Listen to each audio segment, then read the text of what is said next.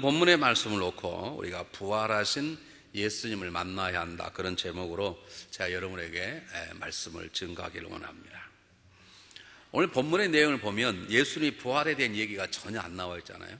그렇죠? 근데 이 말씀 가지고 무슨 부활의 얘기냐 그렇게 말하겠지만, 이 말씀이 무슨 말이냐면 지금 부활하신 예수님의 사건을 계속 얘기를 하면서 지금 마지막 결론 부분이 뭐냐면, 이 외에도 놀라운 표적과 이적이 많아서 그가 하나님의 아들인 것과 그가 우리 구세주를 나타내는 표적이 많이 있지만, 이 부활의 사건처럼 분명히 뭐가 있냐, 그러므로 다른 건 말할 필요가 없다, 그 말입니다. 이 성경책 요한복음의 마지막 책 요한복음 21장 25절에 보면, 자, 읽어볼 때 들어보세요.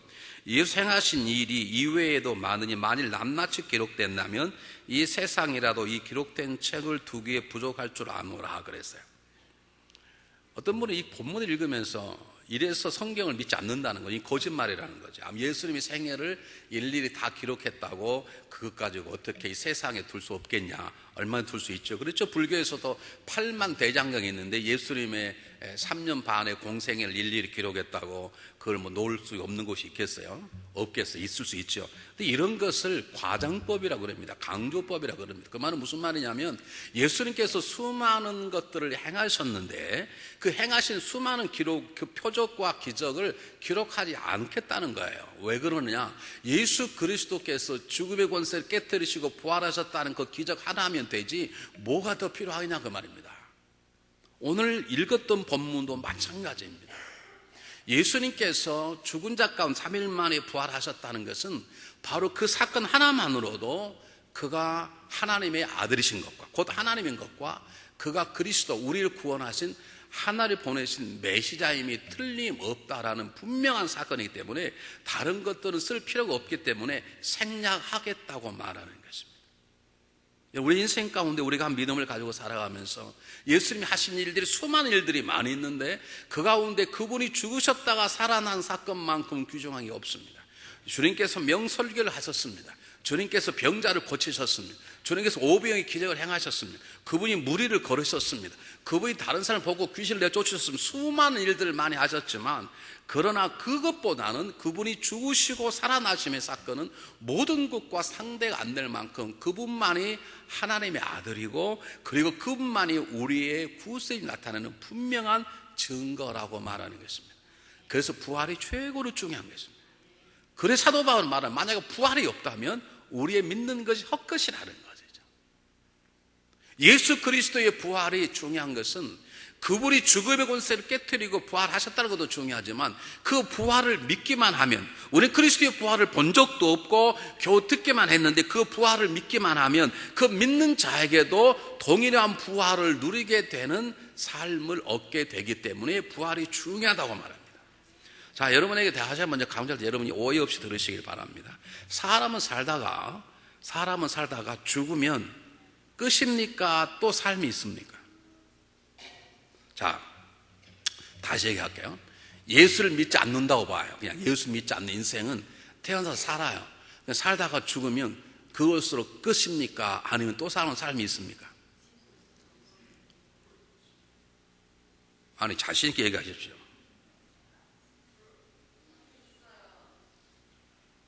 근데 삶이 있는 게 기분이 나쁘세요? 그렇죠. 어떤 삶이 있어요? 심판받아서 지옥 가는 거죠. 사람에게 한 번 죽는 하나님 정한 것이로되 그 다음에는 뭐가 있으리라? 심판이 있으리라. 여러분 인생에 살다가 한 번 살다가 죽으면 끝이 아니에요. 사람이 살다가 죽으면 끝인데, 예수님께서 죽으셔가지고 부활하셨기 때문에 그걸 믿으면 부활하는 게 아니라 사람은 처음부터 부활하게 되어 있어요. 그런데 예수 그리스도의 부활을 믿지 않으면 그 부활은 무슨 부활이에요? 심판의 부활이에요. 심판받아 지옥 가는 부활이에요. 그것을 바꾸기 위해서 주님께서 우리 죄를 대신 죽으셨다가 그분의 영생에 놀라운 부활하게 됐고, 그 부활을 믿은 우리들에게는 아무런 조건 없이, 내 지난 삶이 어쨌든 관계없이 그분의 부활을 믿는 그 믿음으로 인하여 우리가 동일한 영생의 심판의 부활이 아니라 하나님이 주시는 영생의 부활을 누리게 되는 것이죠. 그가 죽은 자 살아나심으로 모든 잠자는 자, 첫 열매, 잠자는 자란 말은 죽은 자를 뜻하는 것입니다. 주님께서 부활하심으로 선한 일을 행한 자는 영생의 부활로, 악한 일을 행한 자는 심판의 부활로, 그렇게 나와 있어요. 여러분 표정이 그런 본문을 꼭 처음 보셨다고 생각되는 표정 같은, 할 수 없이 성경을 띄워야 되겠어요. 띄워주실래요? 요한복음 5장 28절 29절. 요한복음 5장 28절 29절.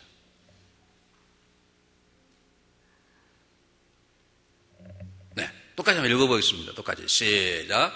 이를 기회에 여기지 말라. 무덤 속에 있는 자가 다 그의 음성을 들을 때 원하니 선한 일을 행한 자는 생명의 부활로, 악한 일을 행한 자는 심판의 부활로 나오리라.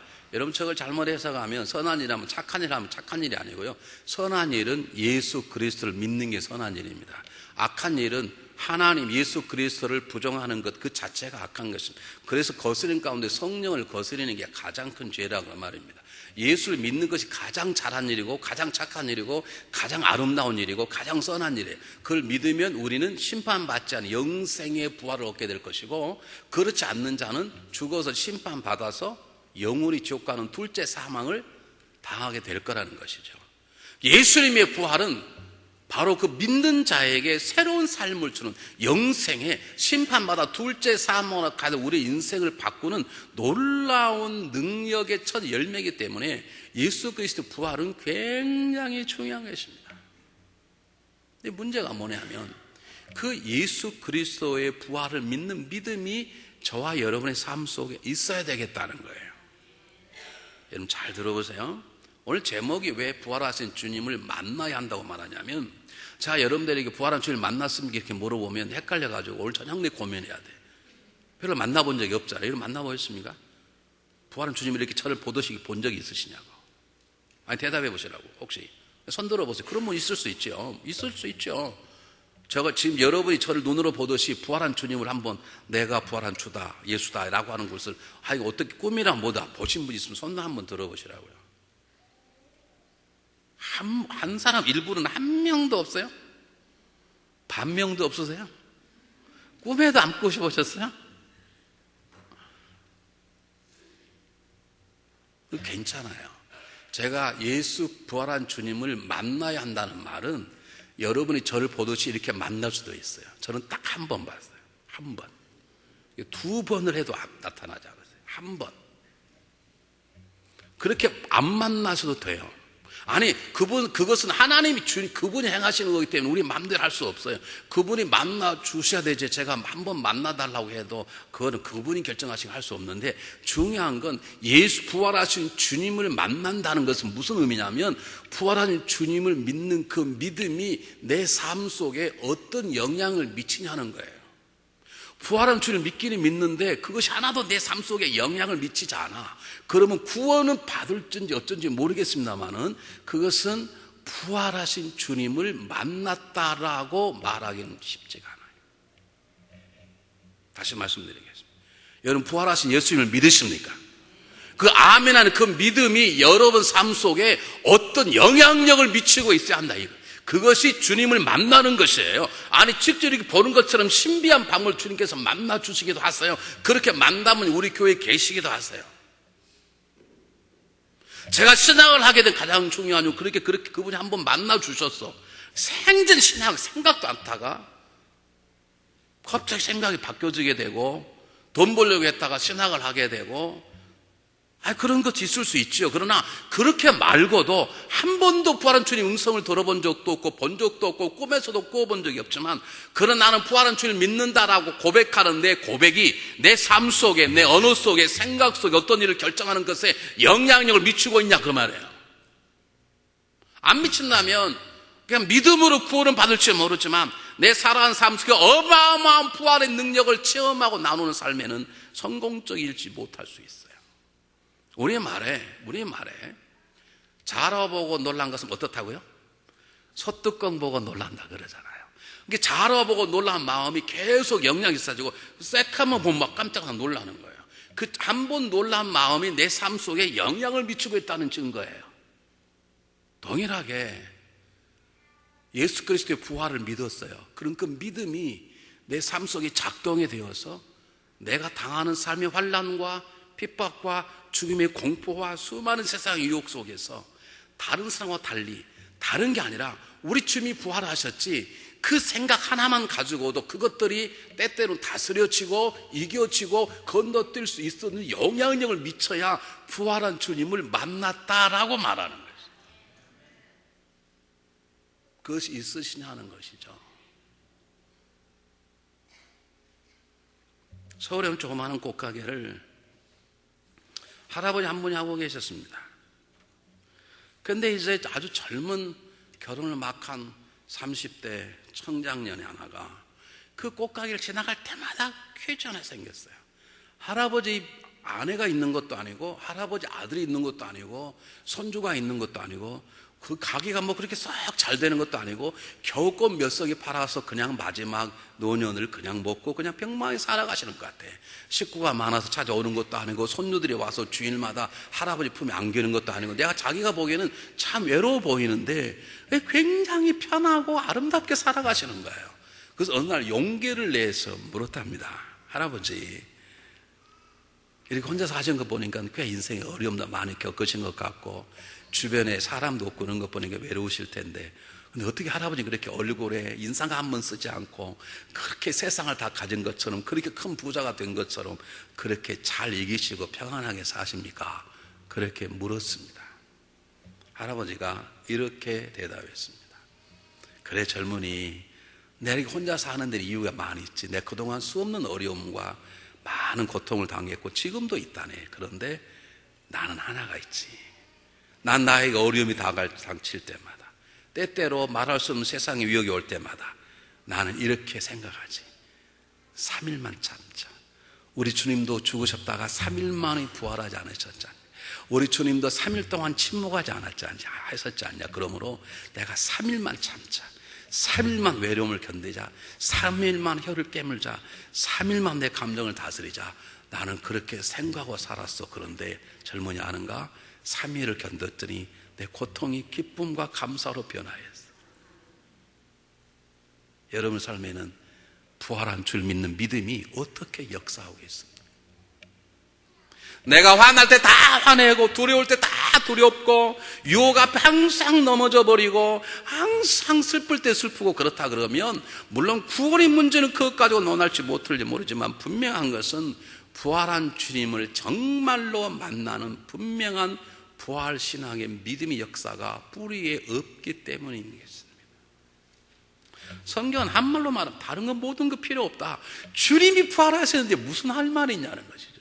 이것처럼 큰 사건이 없는 것이거든요. 그 사건을 내가 믿는다면 보지 않았지만 내가 들어 믿는 것으로만으로도 그 부활의 사건을 믿는 믿음이 내 감정과 내 삶 속의 모든 상황을 다스리게 하는, 그러면 어떤 상황 속에서도 부활을 믿는 신앙인답게 말하고 생각하고 살아가도록 내 속에서 그 믿음이 작동되는 것이에요. 그것을 부활하신 예수님을 만났다라고 말하는 것입니다. 속으로 아멘 하신 줄 믿습니다. 아침 새벽에 나오셨는데 힘도 많이 빠지셨겠지. 오늘 뭐 성가대 4시 반에 4시 반까지 오셨대. 나도 오늘 3시 반에 일어났어요. 그래도 저는 생생하잖아요.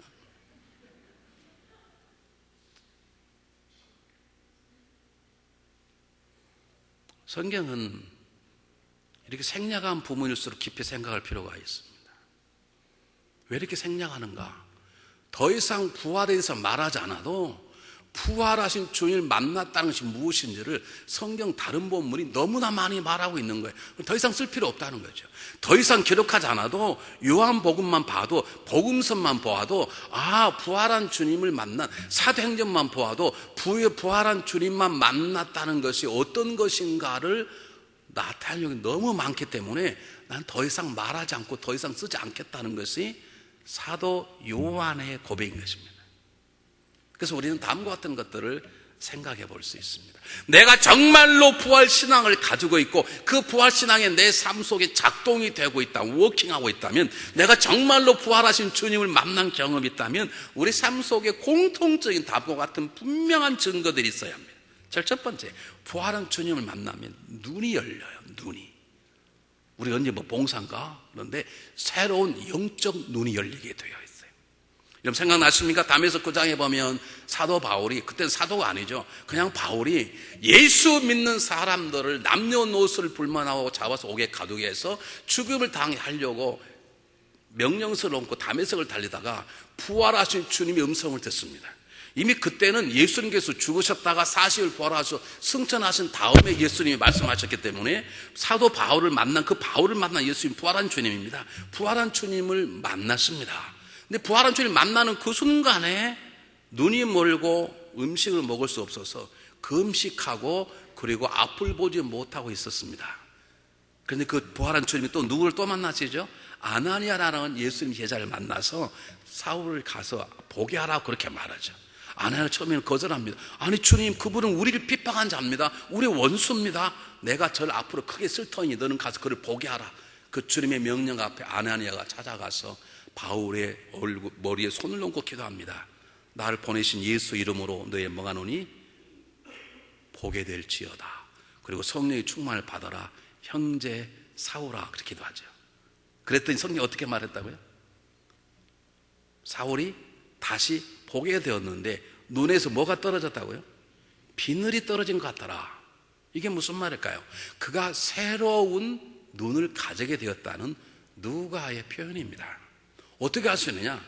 새로 눈을 열게 되고 그리고 곧바로 뭘 했습니까? 사도 바울이 세례를 받았다는 거예요. 잘 들으세요. 세례 받은 사람을 잡아다가 죽였던 사람입니다. 세례 받고 세례를 받아야 한다고 말한 사람을 잡아다가 옥에 가둔 사람입니다. 그런데 그가 눈이 감겼다고 새롭게 떴는데 새롭게 뜨니까 세상이 달리 배는 거예요. 세례 받는 게 당연하다고 느껴지는 거예요. 보지 못했던 것들을 보게 되는 거예요. 자기 들렸던 음성이 진정은 주님의 음성임을 알게 되는 거예요. 여러분, 영적인 눈이 열려야 영적인 깨달음이 있고, 영적인 눈이 열려야 영적인 귀가 열리고, 영적인 귀가 열려야 하나의 음성도 들려지는 거예요. 이게 안 열리니까 엉뚱한 소리를 듣고 있네. 그게 뭐 진리라고 말하네. 나 지금 답답하게 한번 들어보세요. 예수와 그리스도가 다르대. 이게 그냥 신앙을 안 한 사람이에요. 신학교 나왔는지 모르지만 예수와 그리스도는요, 예수는 이름이고 그리스도는 명칭이에요. 제 이름이 뭐예요? 제 이름 모르세요? 제 이름이 뭐냐고요? 이성철의 직분은? 그러죠. 근데 이성철이하고 목사가 딱 달라요? 또 그걸 또 신령하다고 믿어버린 사람이 있네. 왜 그런지 아세요? 영적 귀가 안 열려서. 오른밤이 그리스도고 왼밤이 예수예요? No. 영적 귀가 안 열리니까 거기 뽕 빠지는 거예요. 안 들은 소리 하면 놀래거든. 어떤 그런 소리야. 이성철은 이름이고요, 저는 목사라는 타이틀, 그리스도는 타이틀이에요. 구세주다, 구원자라는 뜻이고요. 그 구원자 이름이 뭐냐? 그게 예수라는 것이지. 이게 영적 No, 그러지 않아요. 여러분, 우리가 정말로 부활한 주님을 만나야 그 부활한 주님 우리 눈을 열어줘요. 세례받은 자들을 잡아다가 옥에 가둔 그가 눈이 열리니까, 새로운 눈이 열리니까 그가 세례받으면 옳다고 생각하고 즉시 세례를 받았어요. 사도 바울은요, 너무 놀란 거예요. 자기도 아니, 세례받는 잡아다가 감옥에 두던 그가 갑자기 눈이 새로운 것이 보여버리니까 그냥 정신이 없잖아요. 사도 바울이 보통 사람이 아닙니다. 다시 자기가 아라비아 사막에 들어가서 몇 년 동안 자기가 만난 예수가 구약 성경에 나왔던 예언한 예수인지를 다시 연구하기 시작합니다. 정말 내 눈에 그가 예수에 보였는데 내가 진짜인지 아니면 이 환상을 본 것인지 직접 사막에 들어가서 그는 3년 동안 공부하고 나옵니다. 그리고 결론 내가 들은 예수가 진짜다, 내 눈이 열려서 본 게 진짜다라고 확인하고 그가 위대한 사도의 길에 가게 되는 것이죠. 영적인 눈이 열리면요, 영적인 귀가 열려요. 영적인 귀가 열리면요, 영적인 깨달음이 달라져요. 세상에 안 보이는 것들이 보여지게 되고, 교회가 조직체가 아니고 생명체임을 알게 되고, 하나님 말씀이 글이 아니라 생명의 능력이 말씀이 보게 되고, 이 글자 속에 들어져 있는 생명의 진리들이 보여지게 되고, 그것이 음성으로 들려지게 되고, 내 삶 속에 놀라운 역사가 일어나네요. 여러분, 부활한 주님을 만났어요. 여러분, 영적인 눈이 갑절 열려지시기를 주의 이름으로 축복합니다. 두 번째입니다. 부활한 주님을 만나면 마음이 변해버려요. 여러분이 제자들이 여러분 잘 아시는 것처럼 부활한 주님을 만나기 전까지 가장 중요한 관심은 뭐냐면 누가 주님 다음으로 크냐는 거예요. 주님이 왕이 되면 누가 그 다음에 국무총리, 영의정장이 할 것이냐, 그것 때문에 그렇게 많이 싸우고 심지어 어머니들끼리 치맛바람 일으키며 주님 앞에 와서 부탁했어요. 당신이 위대한 자리에 올리면 내 아들 좀 부탁합니다 하고, 그들은 예수님과 함께 살면서도 예수의 말씀을 배우고 심지어는 예수 믿으신 능력을 가지고 귀신을 내어쫓는 일을 경험하면서도 그들은 예수가 누군지 몰랐어요. 아니, 모르는 건 내비두더라도 그들의 마음이 예수님 오직 하면 어린아이를 데려다가 너희들이 높은 자가 되려나, 그럼 이런 어린애같이 낮은 자가 되라, 너희들이 섬기는 자가 돼야 너희들이 1등 사람이 될 수 있다라고 말할 만큼 제자들은 예수님의 삶 가운데에서 예수님과 함께하며 집요하게 분열하고 다투고 자기 유익, 자기의 자리를 찾았던 사람들이에요. 그런데 부활한 주님을 처음에는 의심하다가 정말로 믿게 되고 40일 동안 그들 주님과 함께한 다음에 그들은 변화되기 시작했어요. 아직 예수에 대한 깨달음은 완전하지 않았지만 마음 하나만큼은 완전히 변해버렸어요. 다투는 자들이 다투지 않습니다. 자기가 유익을 따진 자들이 유익을 따지지 않습니다. 그렇게 잠시도 깨어서 기도할 수 없더냐, 그렇게 부탁하는 예수님의 부탁을 듣고도 순종하였던 그들인데 주님께서 성찬하시는 말씀하시죠. 너희들은 떠나지 말고 엎드려 기도하라. 뭐 할 때까지? 성령이 임할 때까지. 그 말 한마디에 그들은 처음으로 함께 모입니다. 따지지 않습니다. 분열하지 않습니다. 두려워하지 않습니다.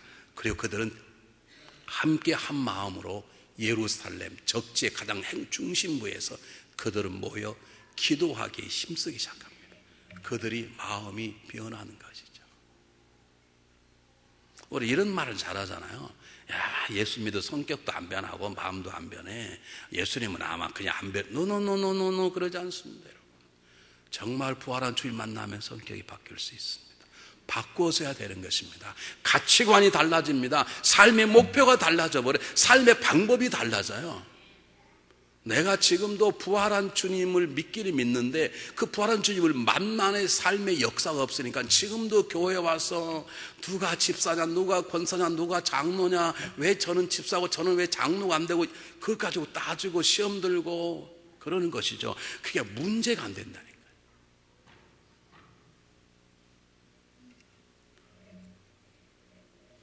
아직도 여러분이 세상에 미련이 있다면, 나는 예수를 이렇게 열심히 믿는데 왜 내 집은 가난하지? 그런 생각을 가지고 있다면, 나는 이렇게 예수를 믿어 이렇게 몸이 아프지?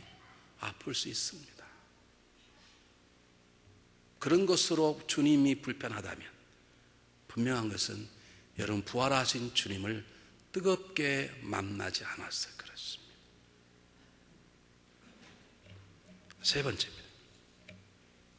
부활한 주님을 만나면 마음이 변할 뿐만 아니라 눈이 열 뿐만 아니라 믿음이 강건해져 버리네요.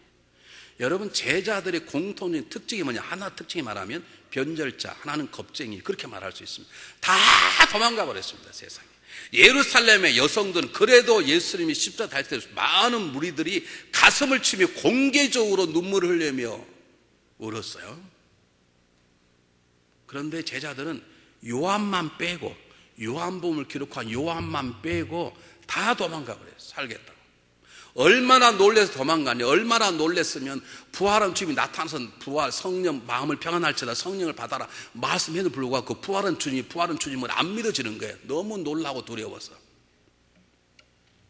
세 번째 나타나고 그들에게 말씀하실 때야 그들이 변하기 시작하죠. 그런데 이들이 정말로 부활한 주님을 만나고 부활한 주님과 40일 동안 동고동락할 때 그들의 믿음이 놀랍게 변했습니다. 물론 성령의 충만한 역사도 있을 수 있습니다. 그러나 성령 받고 나서 변화된 그들이 목숨 걸고 증거한 게 뭐냐면 너희가 죽였던 예수를 하나님이 살리셨다는 거예요. 너희가 죽은 그가 살아났다는 거예요. 그들의 제자들의 가장 핵심적인 복음의 증거가 뭐냐면 부활하신 주님이에요. 그러므로 그들의 강건한 믿음은 부활한 주님을 봄으로 변화되기 시작하고 변화된 그 굳건한 믿음이 성령이 부어주니까 그들의 믿음이 폭발적으로 역사한 것임을 알 수 있습니다. 사도행전 4장에 보면 참 재미있는 얘기가 하나 나오는데요. 유대인 지도자들이 제자들을 잡아가지고 너희들 제발 가끔 너희들끼리 모여서 뭐뭐 하는 건 좋은데 제발 예수 그리스도의 복음에 대해서 그분이 뭐 사람들 죽었는데 어떤 소리 하지 말라. 한 번만 가면 안 되겠다. 협박을 받고 풀려납니다. 너무 재밌는 건 풀려나자마자 그들이 숨었다라고 성경 기록하지 않습니다. 그들이 모입니다. 협박을 받았다. 두려워하지 않습니다. 그들이 기도합니다. 하나님이 우리를 하감하시옵고 우리를 위에서 바라보시고 우리에게 담대한 믿음을 주셔서 오히려 하나님의 복음을 더 담대하게 말씀을 증거하게 도와주소서. 그뿐만 아닙니다. 우리에게 막 표적이 일어나게 손을 든 병이 낫게 하소서. 그리고 나오면 소문이 막 퍼져버리고 다 들통나면 더 어려울 텐데 하나님 우리를 쓰셔서 말로만 증가하지 말게 하시고 병은 손을 기도하면 병이 낫게 하고 역사가 일어나게 해서 하나님의 영광을 받고 그렇게 기도했더니 막 진동이 됐다. 성령의 역사 일어났다고 그러잖아요. 아마 우리 같으면 그런 협박을 당해서 한 달 동안은 숨어 있을지 몰라요. 근데 왜 그들이 이렇게 미친 사람처럼 그렇게 담대한 그 비겁자들, 그 겁쟁이들 왜 이렇게 변했냐? 답은 하나예요. 어떠세요? 부활한 주님을 만나고 나니까 믿음이 강건해질 수밖에 없다. 우리들이 평안한 삶을 살 때는 평안하다가 조금만 어려움이 오면 두려워지고 조금만 공격받으면 마음이 흔들리고 조금만 누가 태클을 걸면 막 뚜껑이 열려가 뚜껑 찾아다니고 정신이 없고 그렇게 돼버린 이유는 우리 믿음이 강건하지 못해서 그러는 것이고 우리 믿음이 강건하지 못하는 것은 성경을 몰라서가 아니에요. 부활한 주님을 뜨겁게 만난 경험이 없어서 그래요. 부활한 주님을 뜨겁게 만나면 절대로 우리의 믿음이 흔들리지 않아요. 어떤 어려움 속에서도 담대할 수 있어요.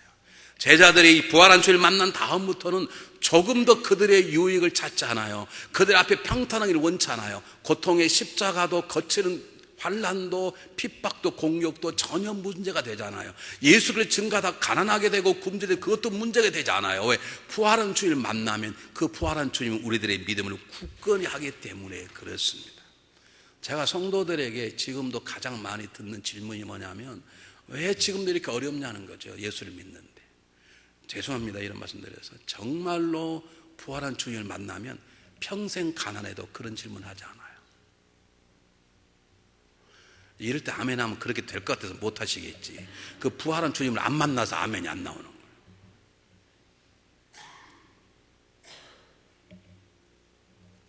자, 여러분들이 한번 간증한 적이 있는데요. 저희 교회에 집사님이 한번 오셨는데 오자마자 병원에 입원하게 됐습니다. 병원을 갔더니 의사가 6개월을 살리겠다고 그랬어요. 6개월 살리면 많이 살겠습니다. 암인데 암인지도 모르고 의사 어떤 분이 약을 잘못 거기다 막 확장이 돼버렸어요. 근데 그 5년 6개월이 5년 살고 왔어요. 거의 10배로 5년 사시다가 왔어요. 근데 그 집안 전체가 암이에요. 진이. 아버지도 암으로 돌아가시고 또 누구도 암으로 돌아가고 그분의 여동생은 한국에서 암으로 지금 투병 중이고 그분은 달라스에 투병 중이고. 근데 두 가지 중요한 제목이 있었습니다.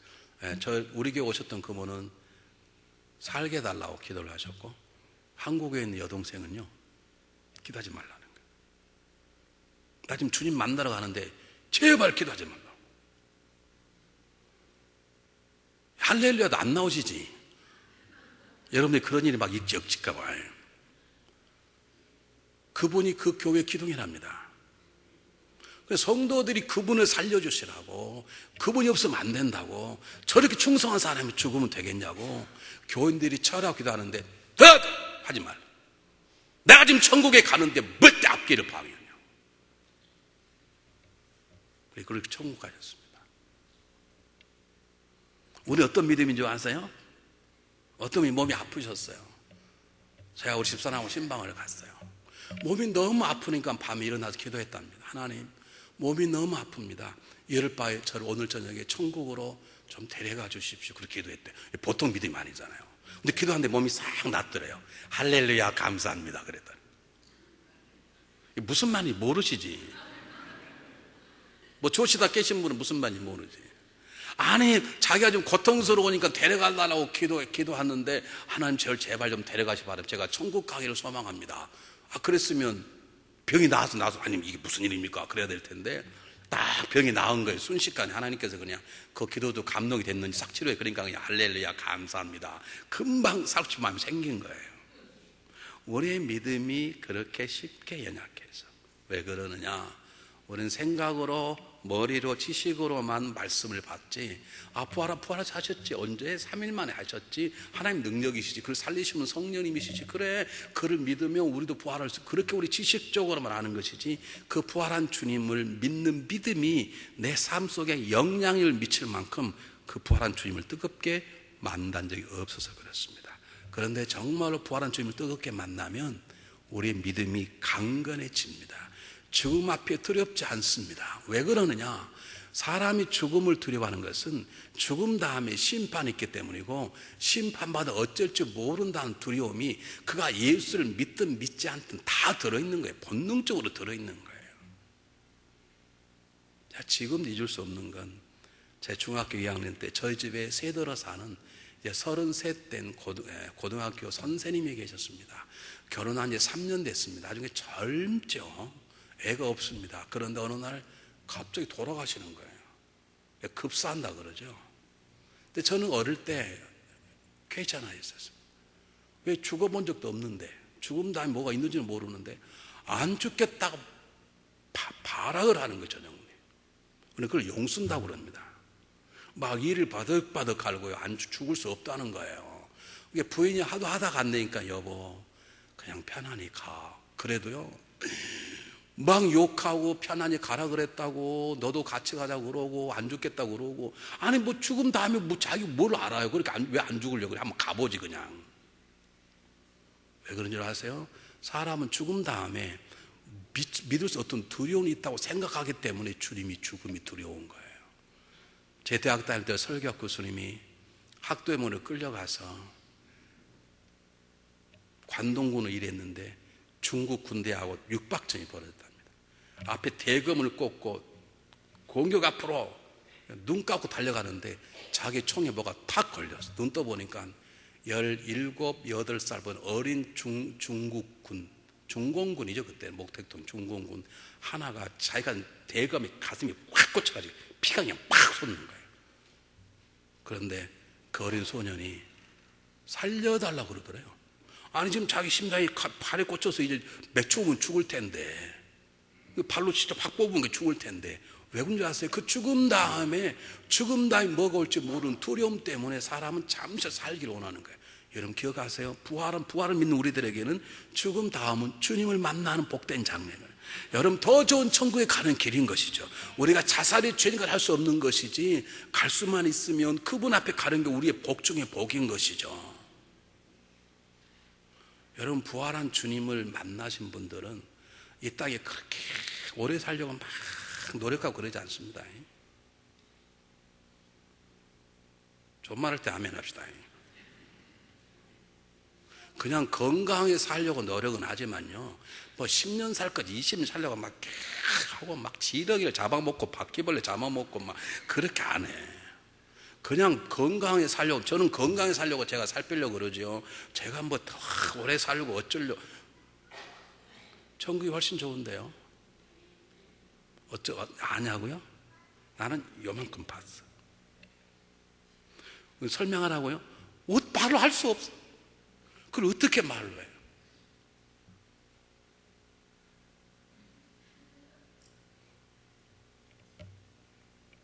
죽음이 두렵지 않아요.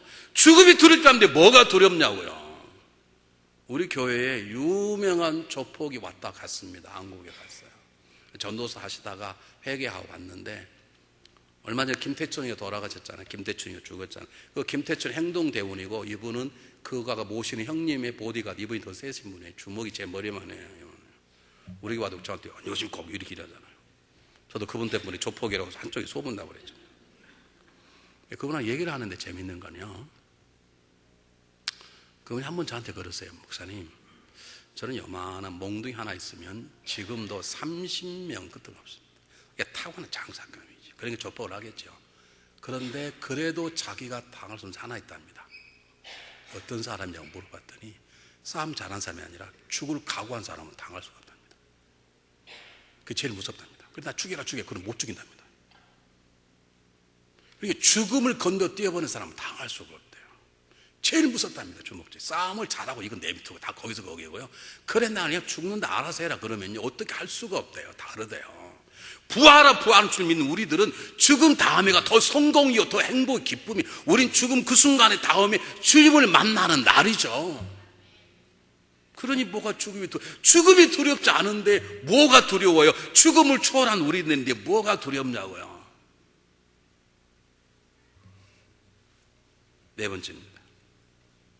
부활한 주님을 내가 만났다는 분명한 증거는 분명한 삶의 새로운 목표가 생기는 거예요. 부활한 주님 우리가 만나고 그분을 믿으면 부활한 주님을 내가 너를 구원하였다, 내가 너를 천국에 데려갈 것이다 앞으로 그럴 뿐만 아니라 부활한 주님 우리가 만나면 부활한 주님 우리들에게 너 올 때까지 하고 하는 새로운 사명을 주세요. 사명을 주세요. 이런 굉장히 중요한 거예요. 고린도후서 5장 15절에 그가 이렇게 말합니다. 사도 바울이 이렇게 말합니다. 저가 모든 사람을 대신하여 죽으시는 것은 산자들 하여금 그를 위하여 죽었다가 살아난 사람, 자기를 위하여 살지 않고, 다시 말합니다. 그가 우리를 위하여 죽으신, 예수님이 그를 위하여 우리를 죽어주신 것은 지금 살아있는 우리들로 하여금 이제는 우리 자신을 위하여 살지 않고 우리를 위하여 죽으셨다가 살아나신 그분을 위하여 살게 하려 하심이라고 말입니다. 그러면 우리가 부활한 주님을 만나면 우리 인생 가운데 부활한 주님 주시는 사명이 있으세요. 여러분 사명이 있으세요. 사명이. 내가 사명이 없다 그냥 교회 와서 예배 한 번만 드리고 가고 한 번도 기도도 하고 성경도 안 봐주고 내가 왜 사는지 뭔지 모르겠다, 예수 믿으면서도 목사님 외로워요. 뭐가 외롭다는 거예요? 주님이 내 안에 계시고 성령이 내 안에 계신데. 그것은 부활한 주님을 뜨겁게 만나지 않아. 부활한 주님을 뜨겁게 만나면 그분은 우리에게 사명을 주세요. 사도 바울이 예루살렘 성에 들어가려고 그러는데 에베소에서 장로들이 와서 울면서 말립니다. 왜냐하면 그들도 고난이 있다는 걸 다 안 거예요. 기도를 통해서 사도 바울도 안 거예요. 그런데 에베소 장로들은 수준이 조금 낮아. 성령이 말씀하기를 거기 들어가면 고난이 있다는 걸 알긴 알지만 성령이 가지 말란 말을 하지 않았어요. 근데 그저께 무조건 말리는 거죠. 이게 똑같은 성령이 충만함이 있어도 수준이 낮은 거예요. 근데 사도 바울은 알아요. 그래 내가 심령에 매여 성령의 감동을 받아 내가 예루살렘을 가는데 나는 무슨 일이 날지 모른다. 나는 모르겠다. 그러나 성령님께서 나에게 말씀하시기를 내가 앞으로 가는 성마다 내가 결박당하고 붙잡힐 거라고 성령이 내게 말씀해 주었다. 그러나 나는 나의 주 그분이 주신 사명, 즉 하나님의 은혜의 복음을 증가하기 위해는 내 목숨도 두려워하지 않겠다. 그렇게 말해요. 그 말은 무슨 말입니까? 나에게는 사명이 있다는 거예요. 그 사명 가지고 살겠다는 것이죠. 무슨 사명이에요? 주의 복음을 증가하는 사명. 여러분의 사명이 무엇입니까? 여러분이 부활한 주님을 만났다면 부활한 주님이 여러분에게 사명을 주세요. 여러분이 해야 할 일이 있어요. 그 일이 쉬운 일은 어려운 일은 그것은 내가 택하는 게 아니에요. 그분이 주신 일이 있어요. 제자들이 부활한 주님을 만나기 전에는 자신의 왕국, 자신의 유익, 자신의 입장을 생각했다가 부활한 주님을 만난 다음부터 그들은 자신의 왕국이 아니라 주님의 왕국, 자신의 유익이 아니라 주의 유익, 자기의 기쁨이 아니라 하나님의 기쁨을 위해서 살아가도록 사명이, 삶의 목표가 바꾸어져 버렸습니다. 근데 중요한 것은 하나가 있습니다. 사명 가운데 중요한 사명이 복음 증거의 사명입니다. 어떤 사람은 기도의 사명을 감당합니다. 어떤 사람은 제물로 주님을 섬깁니다. 어떤 사람은 가르침으로 섬깁니다. 어떤 사람은 섬김의 도를 섬깁니다. 다 다릅니다. 그러나 모든 사람의 공통적인 사명이 뭐냐면 복음을 증거하는 것입니다. 목사도 전도해야 되고 장로님도 전도해야 되고 권사도 전도해야 됩니다.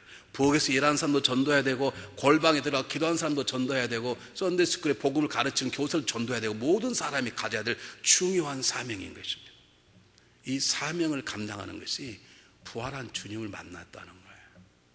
여러분 사람이 죽었다가 살아났는데 그걸 혀깨 물고 참을 사람 누가 있습니까? 다 소문내고 다니지.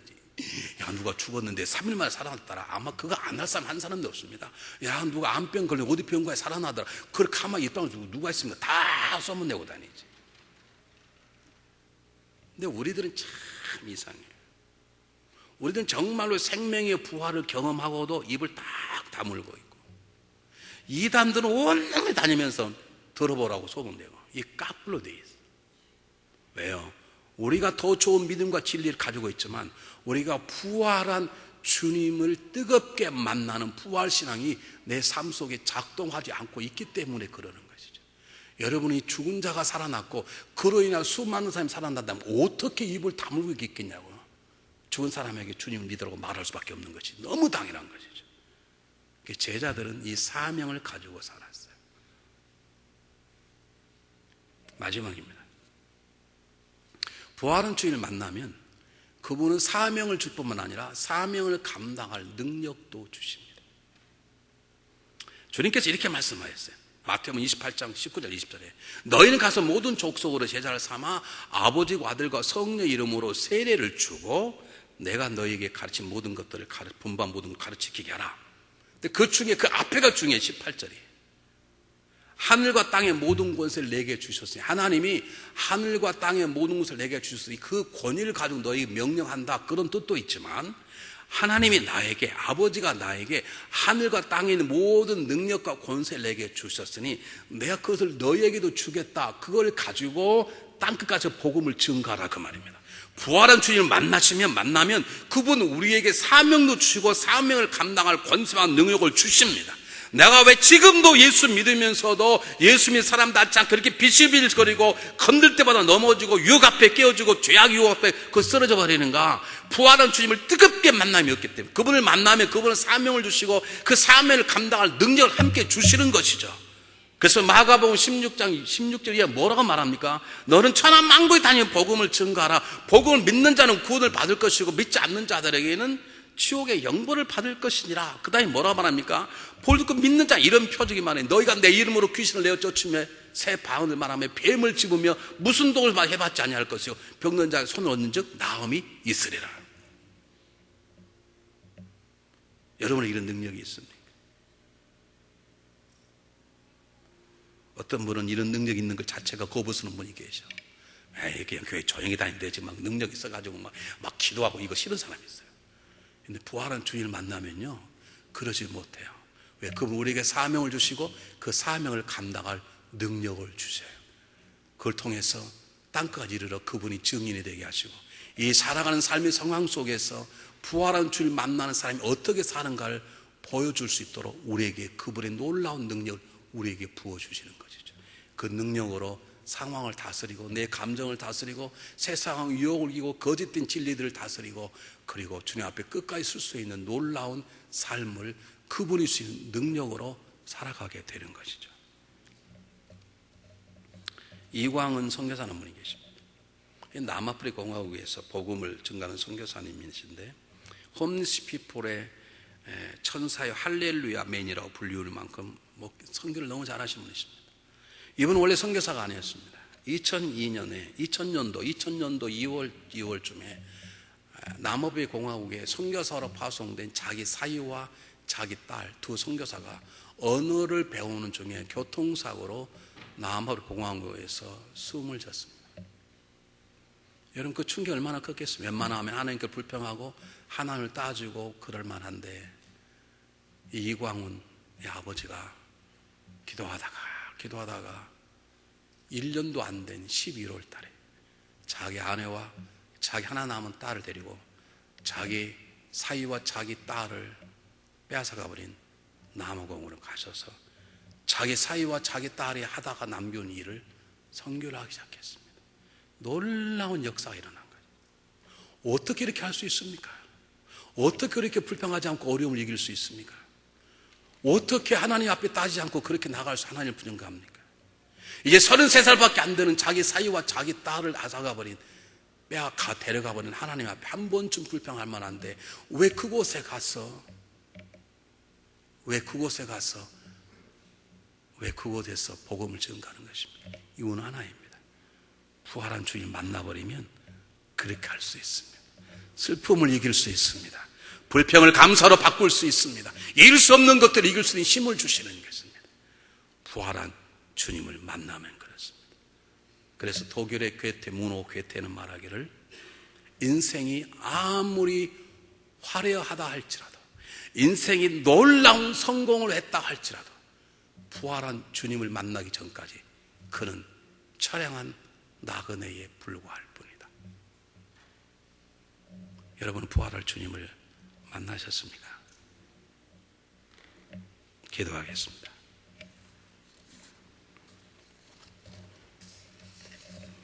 사랑의 하나님, 부활한 주님을 저희들이 믿습니다.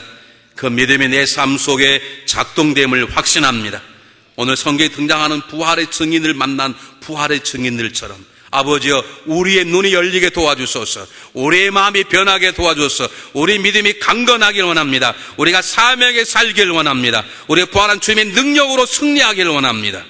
우리를 통하여 하나님의 살아계신 것과 그가 죽었던 독생자를 살리신 분이심을 세상이 증거할 수 있도록 우리를 귀하게 사용하여 주시옵소서. 예수 그리스도 이름으로 감사하오며 간절히 기도하옵나이다. 아멘.